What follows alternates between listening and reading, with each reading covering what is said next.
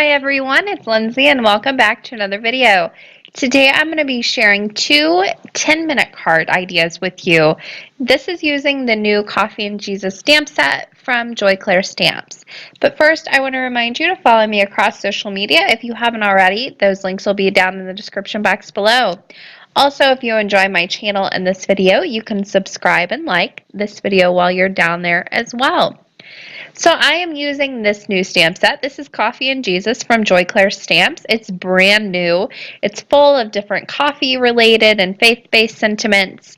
All the supplies, everything I'm using, it's all going to be listed and linked down in the description box. So if you have any questions or if you want to find the answers, you can go ahead and head down there.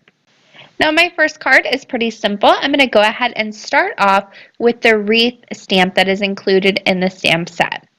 I'm inking it up with some VersaFine Clair ink and pine cone, and I'm going to stamp that off a few times onto scrap paper. The reason for that is because this is a brand new set. Sometimes it can contain just some residue from the manufacturing process that will have the ink bead up on your surface. If you just stamp it off and kind of smear it around a few times, that should prime and prep your stamp so you'll get the best image possible. I'm going to stamp this down repeatedly to create a background, and I am stamping this onto some blush cardstock. This is from Basil. This is their Basil Basics line, and I'm just going to go ahead and fill this up very quickly. This cardstock measures 4 1/4 by 5 1/2, so it is full A2 size. I like to create my backgrounds A2 size the majority of the time. If I want to cut them down later, I can, or I can cover up my entire card base. I like to keep my card bases white. That way I can write or stamp on the inside and I don't have to add any extra panels later on. So once I had that stamped, I loved the look of it, but I wanted to add a few of those Jesus and coffee sentiments inside the wreaths themselves. How they are on the stamp set I thought looked really neat, so I wanted to go ahead and do that on my card background. I didn't stamp them all, just a few here and there, and only one of them is really all the way on the paper. The rest of them are kind of off on the sides. That's okay, you still get the idea. For my sentiment, I'm going to be using one from the stamp set as well, and I'm stamping it onto a piece of cardstock that measures 2 inches across by 3 inches down. It says, "Thankful that Jesus is stronger than my coffee," which I think is adorable. Again, I'm using that same ink that I used on the background. I'm using pine cone ink and from VersaFine Clair, and I'm using my Mini Misty to go ahead and stamp that down a few times. That was a new stamp, and I didn't want to go ahead and prep that using my Mini Misty, so I just like to go ahead and load that up and stamp it down a few times. I'll go ahead and put this card together very quickly. I'm starting off with that background. I kept it A2 size and placed that right over the top of the front of my A2 top folding card base. I created a mat with some light gray cardstock. Also, that is from Basil. All the cardstock I'm using today is from Basil because Clair Stamps is actually partnering with Basil all month long. So all the projects you're going to be seeing over on their blog will feature not only Clair Stamps, but also the Basil cardstock. I went ahead and matted that sentiment. Now you can see my mat actually kind of double stamped. I have a silicone mat that I'm using. It kind of double stamped my sentiment on there. I'll clean that up in just a moment, but first I went ahead and added some foam tape on the back of that and placed it right down in the center of the card. That finishes the card, and that would be great, but you need to clean up your mistakes, especially on very, very simple cards like this. So I grabbed the Mono Sand Eraser. You could also use a sanding block, and I just very quickly cleaned up that little bit of extra stamping that was happening on the sentiment. There I've got a nice clean card all ready to go. Now, for my second card, this one is a lot of fun. I love the sentiment that says, "Moving mountains with faith and coffee." And I thought, how easy would it be to create my own little mountain stencil? So I grabbed a piece of heavyweight white cardstock, and I'm using my craft knife to just go ahead and cut little triangles here and there about halfway through this piece of cardstock. This is half a sheet of paper, so it measures 5 1/2 by 8 1/2 inches. And I'm going to cut all the way across, just going up and down, creating my own little mountain range. You could use scissors if you wanted to. I just find it easier for me to create this type of look with my craft knife. But again, if scissors are easier for you, by all means, go for it. So I went ahead and cut that out very quickly, and I'll just take it apart. Now, if ever there was a place where I didn't go through, I just went back and ran my knife right along those edges until it completely came apart. I won't be using the bottom portion of that I cut out, but you could save that and use it on another card.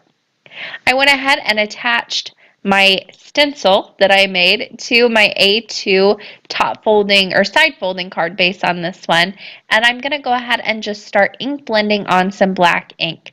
I wanted a really black ink, so I grabbed my VersaFine Clair Nocturne ink. This is a pigment ink. It's a little bit harder to blend with, but if you take your time, you can get it done. I am using also my makeup blending brushes. They work best for me. I started off with a jumbo dauber, but I felt like that didn't give me enough control, especially with this pigment ink, so I moved into these. Now, once you use this pigment and black ink, you are going to want to clean your brush very well so you don't get any transfer on future projects. I started off where the peaks of the mountains are, and I'm bringing this down to the bottom, making sure I go just a little bit lighter as I go down.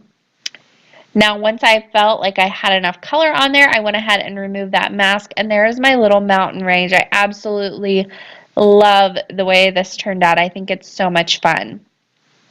This is a pigment ink. It's going to stay wet for a while, but the good thing about pigment inks are they sit on top of the paper.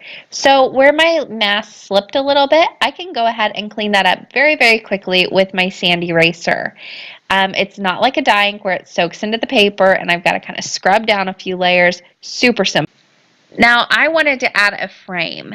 I decided to go ahead and add my frame using this Altenew Fine Frames die. This is the small one. And I'm using some of this basil cardstock that has a gold kind of marbled look on it. I thought that would be gorgeous with this very simple card. So I cut that. It cuts all kinds of frames. I just tuck my extra frames into a little stamp pocket that I keep the die in. And then I've got a bunch of different frames ready to go. Now on my mountain range, you do want to make sure that you have this ink nice and dry before you try this. You also want to make sure that you prep your surface very well. You can see I did with my embossing bag. Then I'm going to sprinkle on some gold embossing powder. This is Princess Gold from Ranger. Again, make sure that pigment ink is dry because if it's not, you're going to have a mess on your hands. And you might notice that I had a little bit of Versamark ink on my card before I even stamped it down the first time. That's because I wasn't thinking and I didn't heat set my ink and I had a huge mess. But if you do that, you can easily dust it away and just stamp over the Versamark ink again once you have heat dried your ink and really put down that embossing bag powder. So I heat set that embossing powder on there, and then I'm going to go ahead and place my little frame. I like to use liquid glue around this. Any liquid glue will do here, but I just find that gives me the littlest bit of playtime to move this around and make sure that it's lined up just right. Now, as I was making this card, you can see I am working directly on the card base, but I found that I didn't like the look of it directly on the card base when I was done. So what I decided to do was actually cut it off. And I just, first of all, cut the front directly off, so right down the middle of the card base. Then I'm going to come in and cut 1/4 of an inch off from each and every side. So the top, the bottom, the left, and the right. That's going to give me a 1/2 inch, give or take, on, all the way around. Now, once I had that done, I applied some liquid glue to the back, and then I'll go ahead and place that panel onto a side folding card base. This just gives me that nice little mat all the way around the card, and also because of the heat embossing, my base was a little bit warped. This completely fixed that issue. There is a look at the second finished card. And finally, one last look at both 10-minute card ideas. I hope you guys enjoyed this video. I had a lot of fun making it. There are going to be links on the left side of your screen you can click on. Don't forget all the information down in the description box below. Thanks for watching today and happy crafting!